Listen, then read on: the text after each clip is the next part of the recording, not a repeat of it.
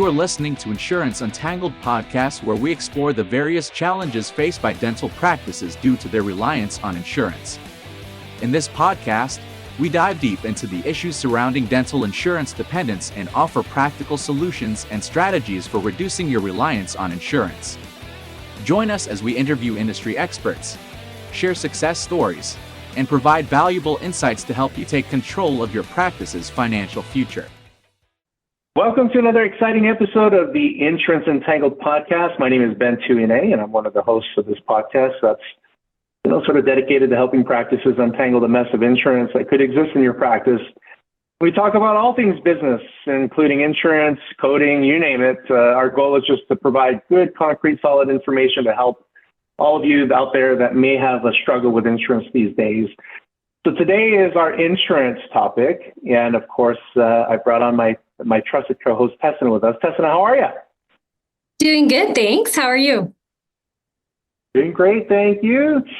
This is a fun and quick episode. It's not going to be very long. What we decided to talk about is how to stop insurance plans from paying you with virtual credit cards and why you have a right to do so. So yes. I think when I brought this topic up to Tessina, she's like, holy smokes, yes, let's talk about this. It's a problem in the industry. So I guess, Tessina, one quick place to start is explaining what are virtual credit cards, or we all call them VCCs. So what are they, and why are they a problem in dentistry? What thoughts do you have on that?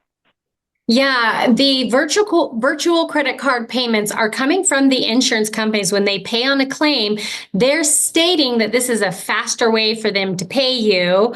And it's not, but we'll get into that.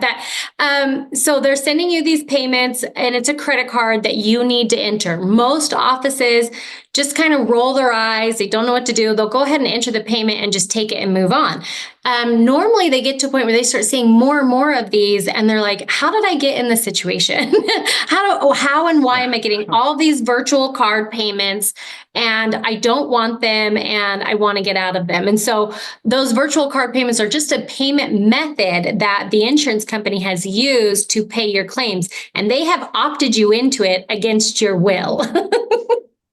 Yeah, absolutely. Or against your knowledge. Yeah, and it costs money. A lot of practices don't even know that it costs about 2 to 5%, depending on the credit card that you use, that they're using, right? And so, you get paid on $100,000 worth of income. I know that, $10,000 worth of claims. That's a $300 to $800 fee that you're paying out of pocket. It adds up over time. On a monthly basis, we charge, most of our business that we have with clients, we charge on credit cards, and our payment every month is in the 10,000s range. Every single month we're paying tens of thousands of dollars in merchant fees, and I want to put an end to that because that's our money. We've earned that money. And now it's going to somebody because of convenience fee to pay through a credit card, And so 3 to 5% is what you typically see there. The next question, Tessina, is it even legal for insurance carriers to force virtual credit cards on you and say, nope, that is the only option you're going to get paid? It's definitely not legal. And offices that have tried to opt out have noticed that the insurance company will try and read you their threatening disclaimer that it could actually be, you could be in violation if you do not allow these credit card payments. And that is not true. It's just a bullying tactic for them to try and force these payments on you. It's not legal. You can definitely request to have all of these virtual payments stopped, and you can receive paper checks if you'd like, or go to EFT, which we do recommend. Yeah, that's awesome. So there's a few regulations. I'm just going to mention them here. So the Centers for Medicare and Medicaid Services, that's CMS, which has a very heavy influence on state and federal regulations as it pertains to insurance processes. So in 2008, the Centers for Medicare and Medicaid Services, that's CMS, they clarified that health plans cannot require doctors to accept virtual credit cards. So what that means is that no dental insurance plan can say, no, that's your only option to receive payment, just like Tessina said. The second one is under the HIPAA administrative simplification rules, providers or doctors have the right to request payment via standard electronic funds transfer, that's EFT, through the ACH network. And there are some insurance carriers, like is it Optum or United Healthcare, Tessina, that charges a fee even for EFT and direct deposit? Do you see some insurance carriers charging there for things like that? So they're not actually allowed to charge a fee for your EFTs. They have to provide that as an option to you. But what they sell you instead is a convenient clearinghouse for your EOBs and payments to all go in one spot. So often they're selling you a third-party company that will host your EFT payments for you, so you can find all of them from your different insurance companies in one spot. You're not required to do that. You can just get free EFT payments and EOBs from the insurance company directly without paying any fees. Yeah, that's the route that we recommend is, in the end, if you do have to accept the paper check, I think it's still a good idea to do that so that you don't have to incur additional fees. I mean, if you really think about it, you're already in network with these dental plans, or you may be in network and you're writing off 20 to 40%, depending on your contract fees. Why add another 3 to 5% to that? You know what I mean? And so, exactly. So here's another bullet point.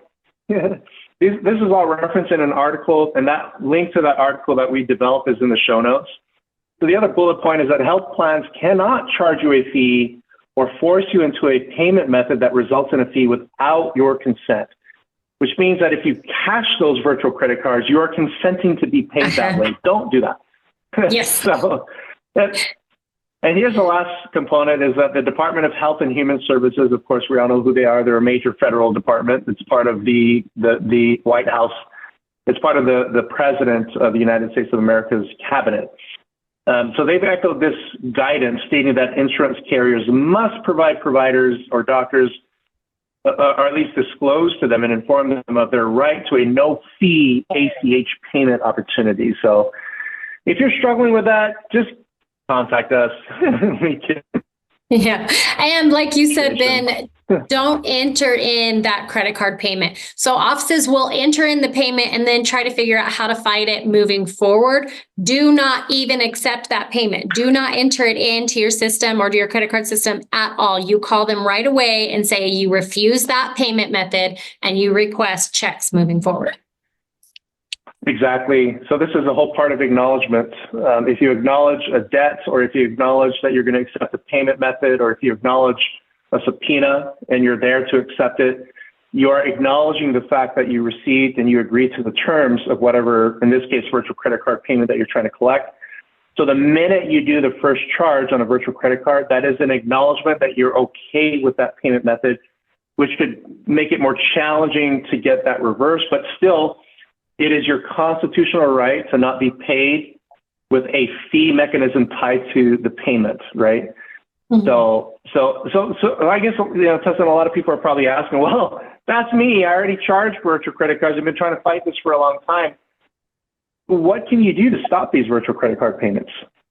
Yeah, it's definitely okay. Whether you have already accepted payments in the past or not, you can still get out of it. I just say it's faster and easier when you nip it in the bud, like anything else, right? But you want to go and contact the payer directly. And I can tell you, all day, every day, I get these calls and these emails about, like, I have contacted them and they say they can't do anything about it. I have to contact this other company, which is typically known as Zealous, but they have several other clearinghouse firms or whatever that do this. So they'll say, oh, you have to go contact this company. They're the ones in charge of the payment. So that's not true. You don't have to go to that company. That is a method, and you can contact that company. And even on the virtual card payment, it will say, hey, to request a different payment, contact us here. That'll help you with those one or two, and can eventually, in a long 6 to 12 month process, reduce the amount of credit card payments you're receiving. But the faster route to just end it all is to contact these payers. I recommend going to provider relations directly, but you can contact the representative. Make sure you're getting their name, the date that you talk to them, any information that you can, because if they don't allow you to opt out of those payments, then you can complain against them and make sure that your request, I'm like, what is my word? That your request is being met, that you should not have these credit card payments across the board for that insurance company itself. Absolutely. Current protocols in most of the industry is that, you have a company called Zealous that processes a lot of virtual credit card payments on behalf of Zealous clients, such as, you have Anthem, Cigna. I think MetLife is in the mix right now that's using Zealous. Yep, you have a lot of companies that use, third-party claims processors like Zealous. And a lot of times we're told to contact Zealous, right? Keep in mind that your contract with the insurance carrier is directly with the insurance. Even if you are credentialed with Zealous or the Mavericks network and Zealous is paying claims on behalf of another network, that's not tied to your network agreement. You're not agreeing to be paid with a virtual credit card by enrolling with Zealous. Right, or those two things are separate. Yeah. So yeah, you can contact Zealous, but keep in mind that the contract is with the insurance carrier. They are ultimately responsible, and then when they refuse to honor your constitutional rights, have proper documentation, like Tessina mentioned. Try to get the name of the person that you're talking to on the insurance side, especially if they say, "Oh, we don't deal with that. You have to contact Zealous." You got to tell them, "No, our contract is with you, not with Zealous." Mm-hmm. Zealous is the processor that you've chosen to hire. So in the end, it is your responsibility as the only people that were contracted with, the only entity in this situation. It is their responsibility as the insurance carrier to put an end to it. Not many practices, I don't think any practices have sued any insurance carriers on this issue. And that's why we're running into a problem these days with insurance carriers not taking doctors seriously, is because we are not enforcing our rights. We're not suing them. We're not holding these insurance companies accountable. If you want change on this matter for yourself, just know that contractually, every state has a set of laws called tort law. This is not legal advice. This is just speculation of what's out there. Is that there are things called tort law. That's business law. Those are a set of laws that kind of govern things like contracts, relationships in the business world between entities. And in those tort laws, you'll find that all of this stuff there is protected, in the sense that if somebody violates your constitutional right, you could sue them. And they would have to then be accountable to the government for violating a law that's designed to protect consumers. In this case, doctors are consumers. You're the ones that are providing treatment to patients. So you have rights there. So the last thing we'll mention is that you can file a complaint with the Centers of Medicare and Medicare Services, CMS, or to the United States Office of Civil Affairs, that's Office for Civil Rights. You can complain to those departments, which I highly recommend in the event that any insurance carrier refuses to stop paying you with a virtual credit card per your request. Tessina, any final thoughts on this message, or at least this topic as we wrap up? I don't think so. I think we nailed it all. Go to the provider relations department. They are the higher, more knowledgeable people. Make sure you're getting to the right ears to hear your request, and make sure your request is clear. And if you need to cite the laws, I think that's very helpful. We have that in the article that Ben is attaching.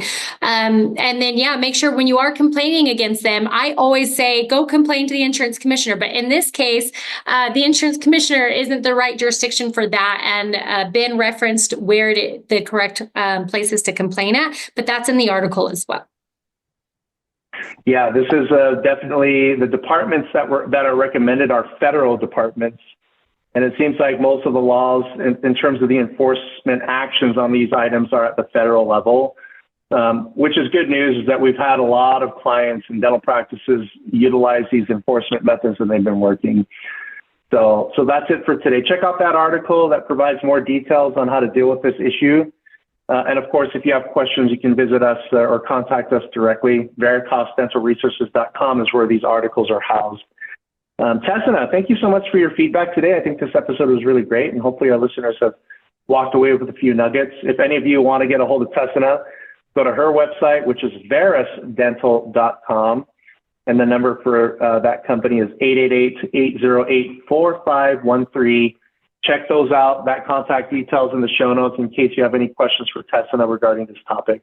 I just want to thank you for joining us today on another amazing episode of the Insurance Untangled podcast. If you like this episode, give us some love. Like us, give us 5 stars, hopefully. And also don't forget to share this with your friends or family that might need this information. Don't forget to visit insuranceentangled.com for all this information and other perks, including webinars that we have upcoming every quarter, as well as sometimes we do freebies that will be posted on there as well. Until we meet again, I want to wish all of you the very best of success. Take care, everybody.